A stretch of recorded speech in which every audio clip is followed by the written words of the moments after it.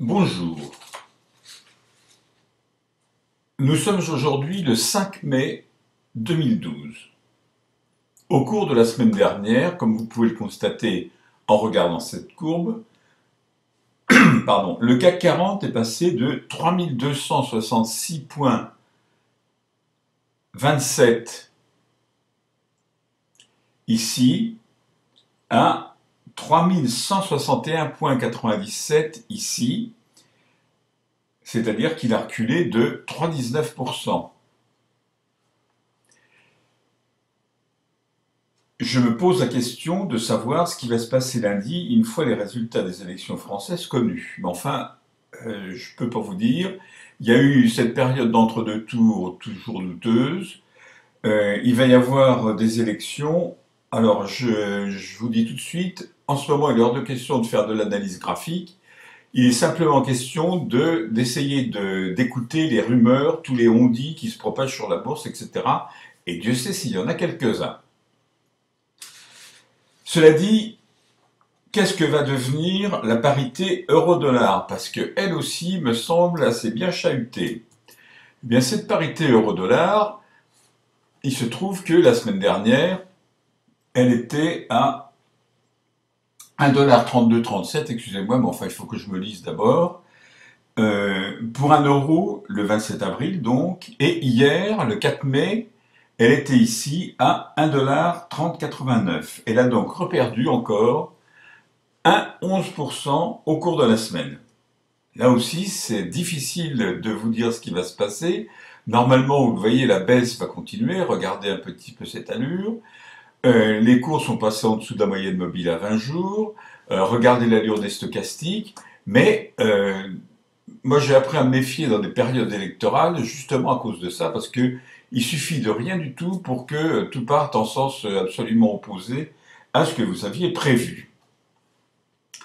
Et ça sera vraisemblablement d'ailleurs la même chose pour l'or. L'or qui est, lui, pour sa part, déjà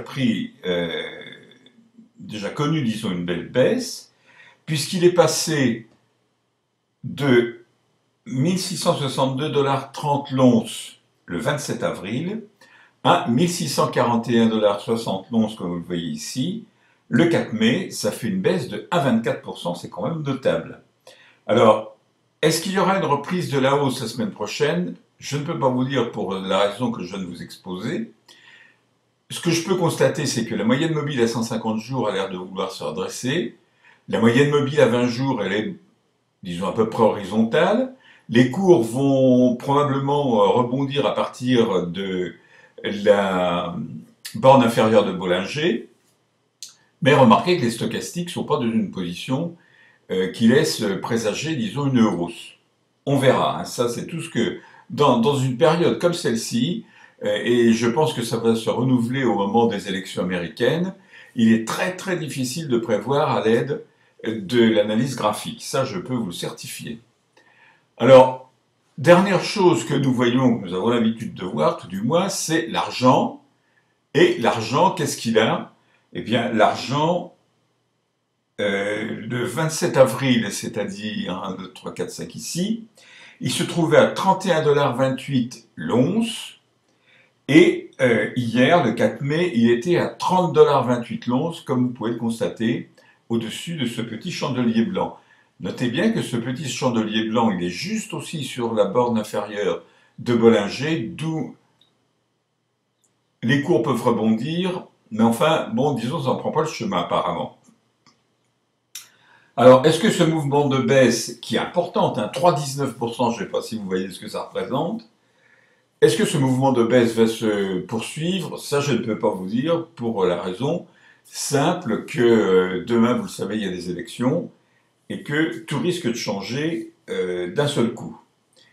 Alors, quoi qu'il en soit, ça c'est quand même un chiffre objectif, le ratio or-argent est passé de 1 sur 53,14 le 27 avril à 1 sur 54,21 le 4 mai, c'est-à-dire qu'il faut davantage d'argent pour acheter une once d'or. Il n'empêche que dans un cas comme dans l'autre, je vous invite fortement à acquérir ou à conserver de l'or métal et de l'argent métal, on ne sait jamais. Et cela dit, je vous souhaite de passer une excellente semaine boursière, et je vous dis à samedi prochain.